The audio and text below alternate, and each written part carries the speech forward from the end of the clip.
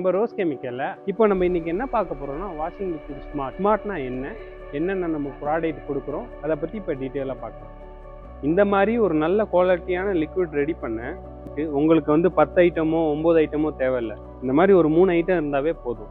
அல்ட்ராக்கு போகலாம், ஒரு ஃபேப்ரிக்கை மெயின்டைன் பண்ணி கொடுக்கும்.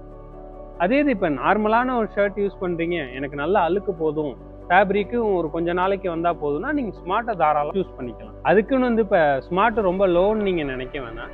இப்போ ஸ்மார்ட் எடுத்துக்கிட்டிங்கன்னா ஒரு 70 வாட்ஸ் வரும், அல்ட்ரா வந்து 100 வாட்ஸ் வரும். இப்போ நம்மகிட்ட எடுத்து பிஸ்னஸ் பண்ண போகிறோன்னு நீங்கள் நினைக்கிறீங்கன்னா உங்களோட சாய்ஸ் தான். ஒரு ப்ரீமியம் செக்டாருக்கு நீங்கள் போக போகிறீங்கன்னா அல்ட்ராவை எடுத்து சூஸ் பண்ணலாம்.